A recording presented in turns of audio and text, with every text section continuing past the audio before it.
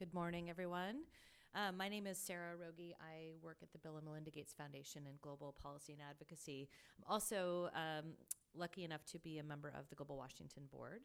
So first, just on behalf of Global Washington, thank you to all the fast pitch presentations. That was great. We give them another round of applause, please. It was fantastic. I always learn something from the fast pitch, and today I'm going to learn the word reshark, which I did not know. So thank you for that. That was great.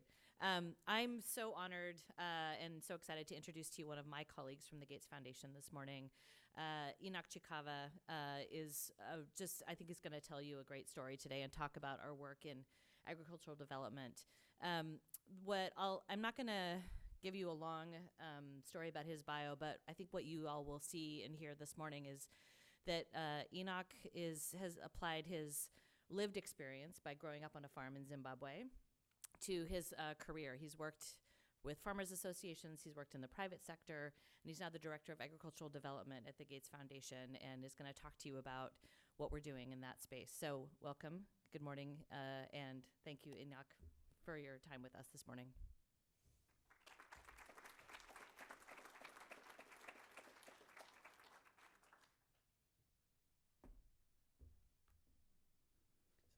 Thank you, Sarah, for that wonderful introduction. And I'm also excited to be here. I understand this is the 13th. This is my first one, but certainly not the last one. So I appreciate the opportunity to be part of the Washington Goalmakers Conference. It is inspiring to be with you here today. I was gathering that we have public and private sector.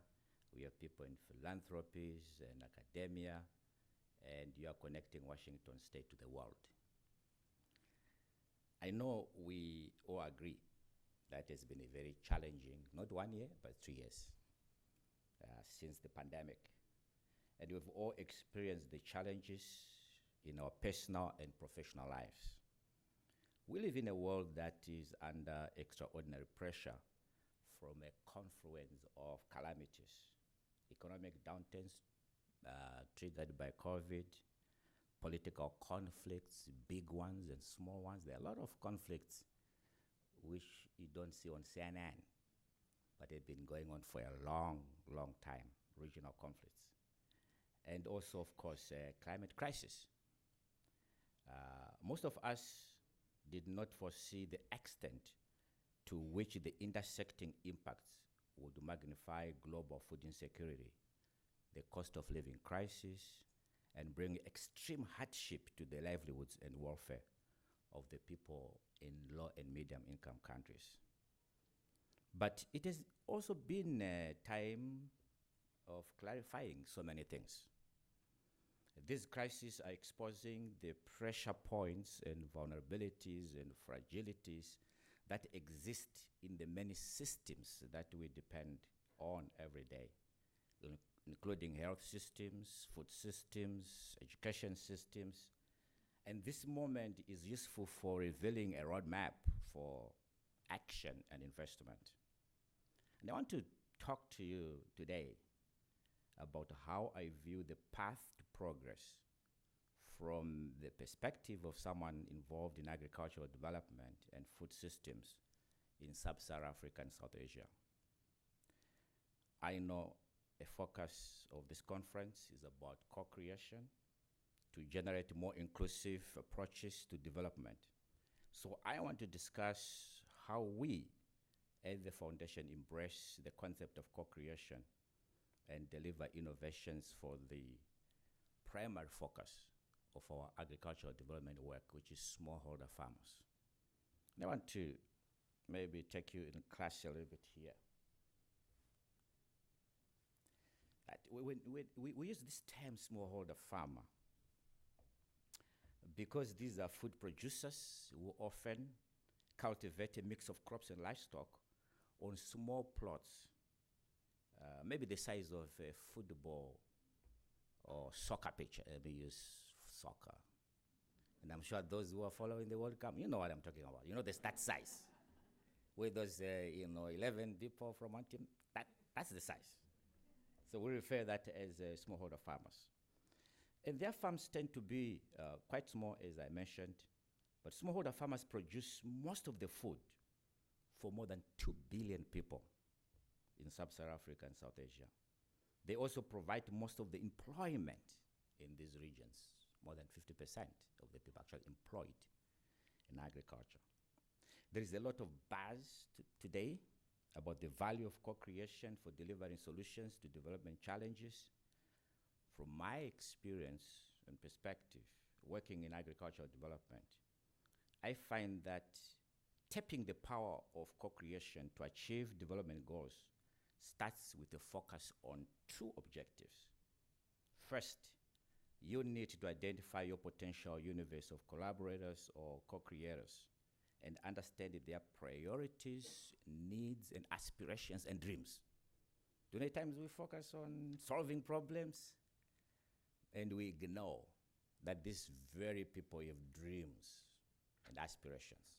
And unless you meet those dreams, you may think you're solving problem, but then after you think it's dusted, time to celebrate, you realize that you haven't done much.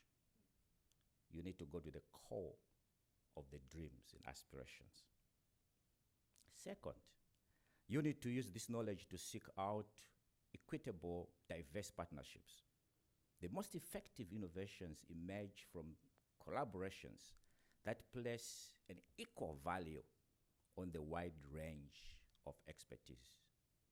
There's not one with all the solutions. I learned from very early age that what is absent in me is present in somebody else. And the prize of getting what I don't have is to collaborate. Let's start with the importance of understanding the social and economic context of where you are working. That sounds a little bit obvious, but I find that when it comes to food-related challenges in low-income countries, this awareness is often acutely lacking.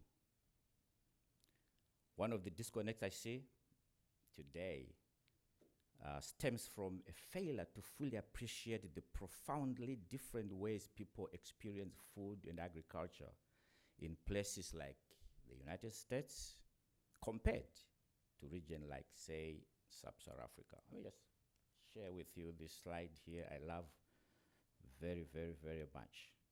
So today in the United States, we've got 330 million people, of which 2.5 million of them are working in agriculture, and that is 1.4%. You know, that line is so close to the x-axis that you don't even know there's a line.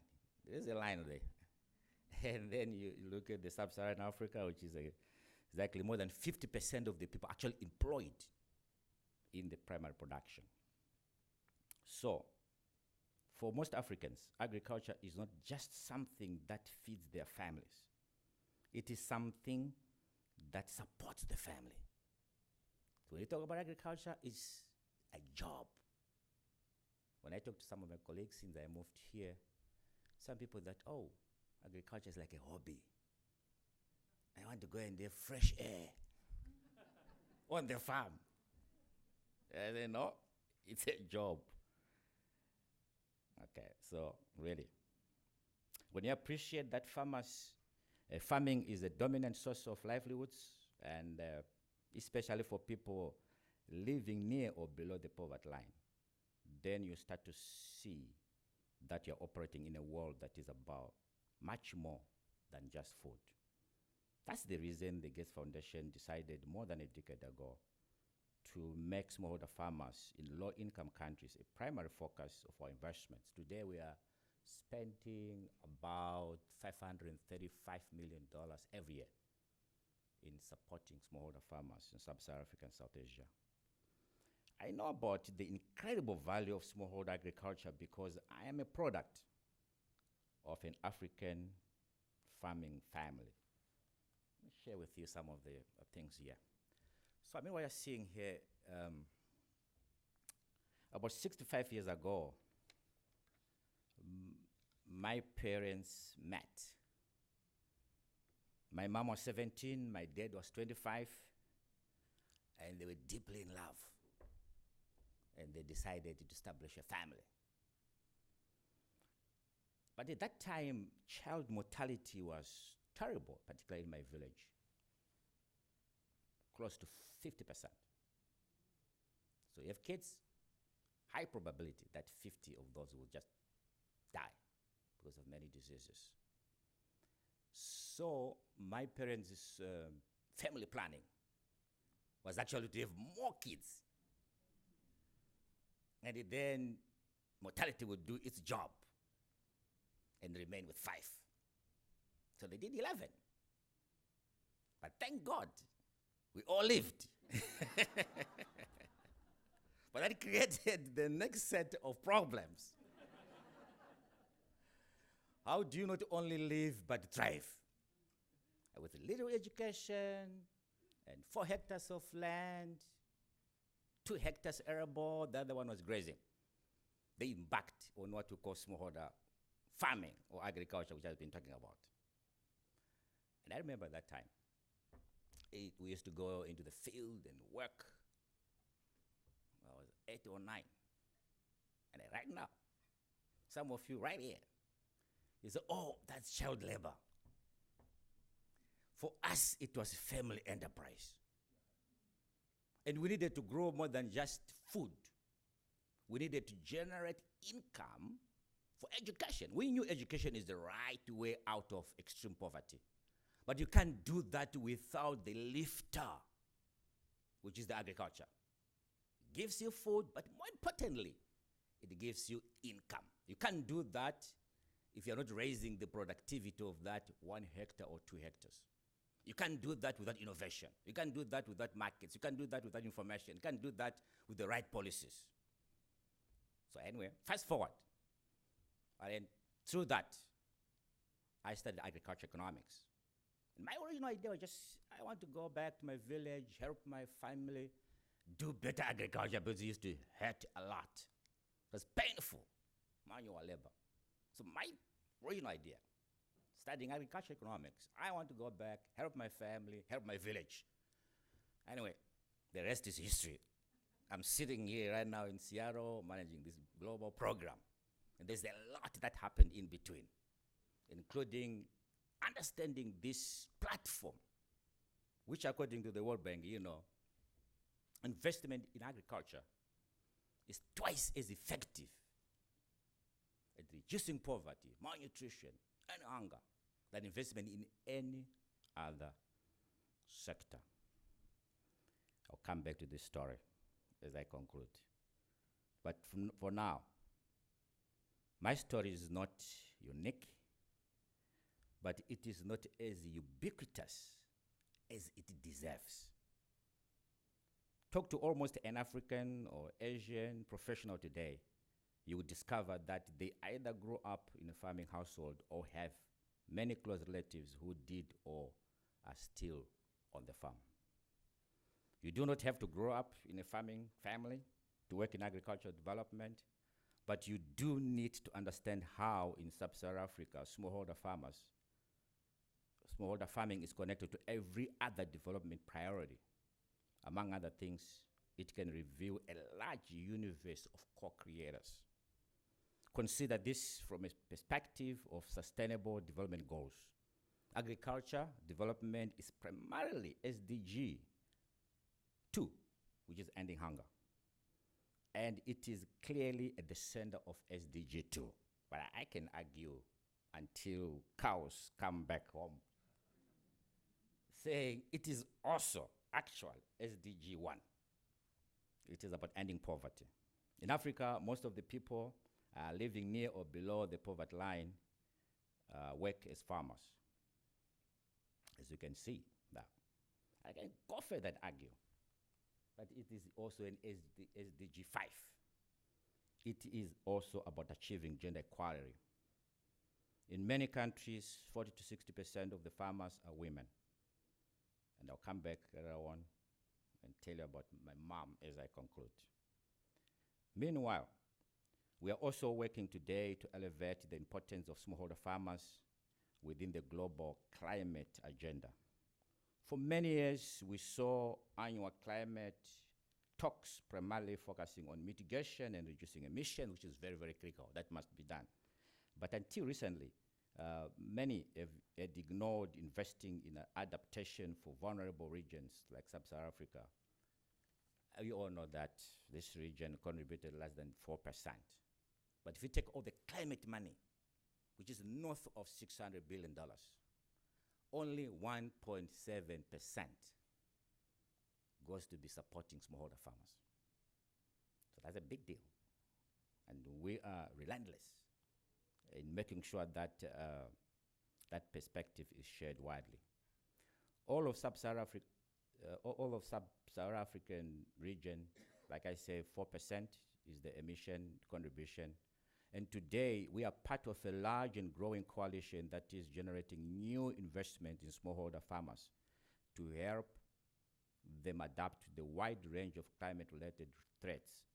Smallholder farmers are now a focal point of a movement for climate justice. I was at the COP, and that something was, there's some progress there. This loss and damage thing on climate justice, and it was an African COP, and it was an adaptation COP. And the next one is going to be in UAE. They're going to be talking a lot about that, much more. I was at COP, and it's more than 50,000 people. Incredible, descending on this little place. Anyway, last month, our foundation also, at COP, promised to invest $1.4 billion over the next 5 years to support agricultural adaptation initiatives targeting farming communities in Sub-Saharan Africa and South Asia. The broader point here, though, is that we are constantly working to connect agricultural development agenda to these other important development priorities. And that is something you should be working towards regardless of your area of interest. Look for ways to expand your universe of co-creators. I would also encourage you to use this knowledge to seek out partnerships and processes for developing innovations that give equal value to a wide range of expertise. That increases the opportunity for impact.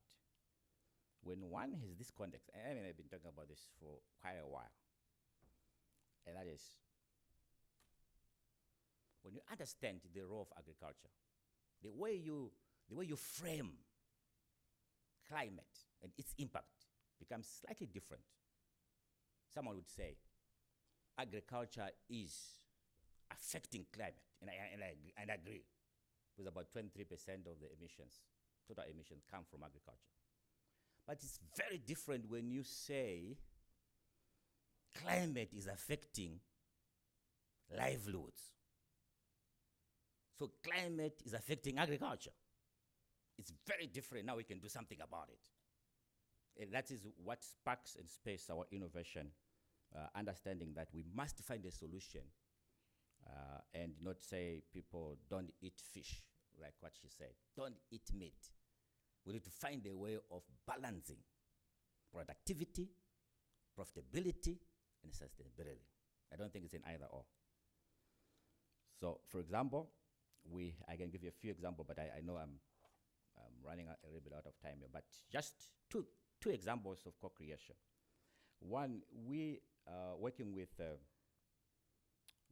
many partners in Nigeria, developing new varieties of cassava for farmers across Africa.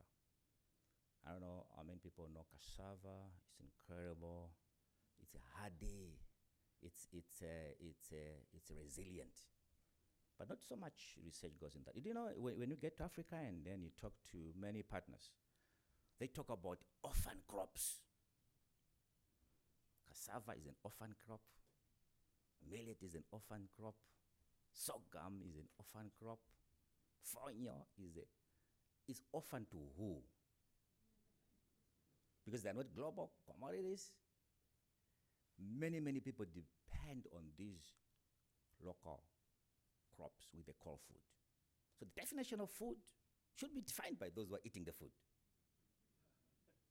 And the challenge is that when you eat what you don't produce and produce what you don't eat, you have a serious problem. And I can tell you this story. I'm African, so I can really proudly tell this story. This is the case in Africa. You know, they have subcontracted their food to others. And they're producing what they don't eat. I was talking to somebody else coming from Ghana. Ghana is the biggest producer of cocoa. And then you know what cocoa is used for? It's for chocolate. So I'm saying, so what are you going to do now? You're hungry? Are you going to have chocolate for breakfast? I said, no. I talked to someone from Ethiopia growing coffee. I'm not saying they should not grow those, but it should not be at the expense of what you call food. And we are spending now billions and billions of dollars to supercharge research and development in those crops, which used to be called orphan crops, but important food for those communities. And you can't go there unless you begin to co-create. You need to understand the traits in cassava, and that is what this next gen has been doing. Working with women, you know, culinary properties of cassava. It must boil fast. So those are now the traits using research and development. Go to those traits the communities value and use the power of science to provide a solution. When you do that, adoption is just goes. Why? Because it is responding to the aspirations and the dreams which the communities have. So I want to come to an end a little bit here. But let me just say, and there's always a danger, especially after facing this crisis, that people become overwhelmed by the challenges we have. They can be paralyzing, but it is very, very important to acknowledge that we live in times of great peril, but also of great promise. The kind of innovations, the power that we have, machine learning, if it can be deployed at scale to be solving these problems. So lastly, as I conclude, I want to finish my story. You see that lady over there? That's my mom. She's my hero. That's why I put that purple border. She's just my hero. So she's now, when she got married, she was 17. Now she's 83. And she has lived on this farm for 60 years. And if someone who understands better than her in terms of being sustainable, she can tell a better story about sustainability. Because she lived on that farm for 60 years. And it's been productive. It raised successful children, including me. I'm the less successful of all the 11. So those are the aspirations of every smallholder farmer. It is not just food security, that, I'm hungry, something happened in Russia and Ukraine, I'm looking for wheat and bread. No, it's more than that. It is about earning a living, a livelihood, sending kids to school. Now, all of us, no one is on the farm. And she's managing that farm with sophistication and precision. She is bringing modernity in the rural home. She has solar, she has everything. Those are the aspirations of the people that we are working or trying to help. So, thank you for the opportunity to be here with you today. And it is a privilege to be part of the Global Washington community. Thank you very much.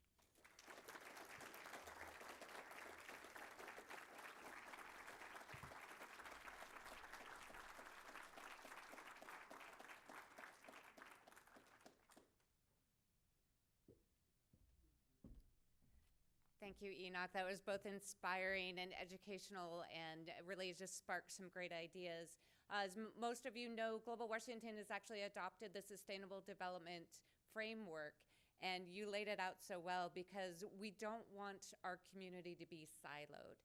These issues are complex. They need comprehensive solutions. So as you saw Enoch talking about the no hunger goal of SDG 2 and mentioning many others, I would add, SDG 3 on good health with the family planning aspect of all this.